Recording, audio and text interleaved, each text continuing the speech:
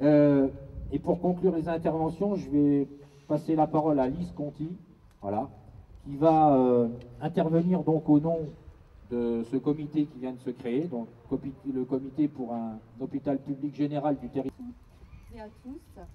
Alors, l'histoire de notre hôpital est particulière puisque celui-ci a vu le jour en tant qu'infirmerie des usines sidérurgiques dans le contexte du développement industriel de notre région. Sa gestion par une association hospitalière AHBL, puis par Alpha Santé, une autre association de droit privé, a permis depuis l'origine à l'État de se défausser de ses responsabilités en matière de santé publique. Aujourd'hui, un groupe dénommé curieusement SOS, sigle qui nous rappelle les heures sombres de la casse de la sidérurgie à Longwy, en a pris les rênes. Il se présente en sauveur alors qu'il s'avère être un des leaders du social business en France. Il gère ses multiples structures comme des entreprises privées à base notamment d'économies sur la masse salariale. Le dirigeant et fondateur du groupe SOS, Jean-Marc Borrello, est gratifié du titre de Bernard Tapie du social.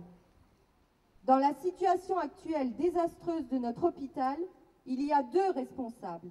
Le groupe SOS qui le gère depuis Paris et veut éliminer ce qui n'est pas rentable, et l'État qui veut tenir le cap de la baisse de la dépense publique, y compris dans le domaine de la santé. La preuve, c'est que le projet de loi de financement de la Sécurité sociale 2013 prévoit 657 millions d'euros de restrictions supplémentaires dans les hôpitaux l'an prochain. Ici, comme ailleurs, nous exigeons que l'État assume ses responsabilités en matière de santé publique. Pour cela, l'abrogation de la loi Bachelot et de la tarification à l'acte constitue un préalable indispensable. Car c'est cette loi scélérate qui, appliquant la facturation à l'acte, asphyxie les hôpitaux. Cette loi qui privilégie les actes rentables et qui rapporte à l'hôpital, comme par exemple la pose d'une prothèse de hanche au détriment de ce qui rapporte peu, comme par exemple la garde en observation d'un petit enfant souffrant de bronchiolite.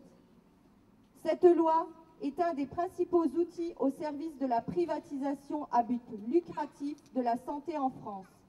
Instrument au service d'une médecine et d'une santé à deux vitesses, celle des riches et celle des autres. La santé, comme l'éducation, comme la poste, doit rester un service public. Nous devons nous mobiliser ici, comme ailleurs, contre la logique de l'argent pour faire perdurer le principe républicain qui a fondé la création de notre sécurité sociale. Principe voulant que chacun cotise selon ses moyens et reçoive selon ses besoins. C'est pour cela que notre combat n'est pas un combat isolé. C'est un enjeu de société qui nous concerne tous. Nous vous invitons à nous rejoindre dans le cadre du comité pour un hôpital général public de proximité sur notre territoire. Comité en cours de formation et qui succédera au comité provisoire ayant pris l'initiative de ce rassemblement.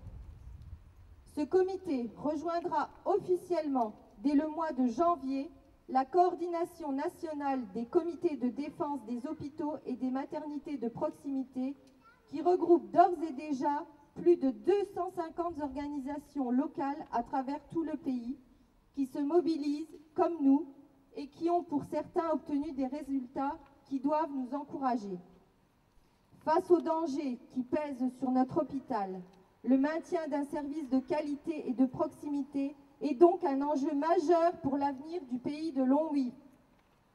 Notre comité pour un hôpital général public de proximité doit rassembler les patients, les usagers, les personnels soignants, les médecins de ville, les élus locaux et toutes les forces vives du secteur Longwy, Longuillon, Villerue, pour une population de plus de 80 000 habitants.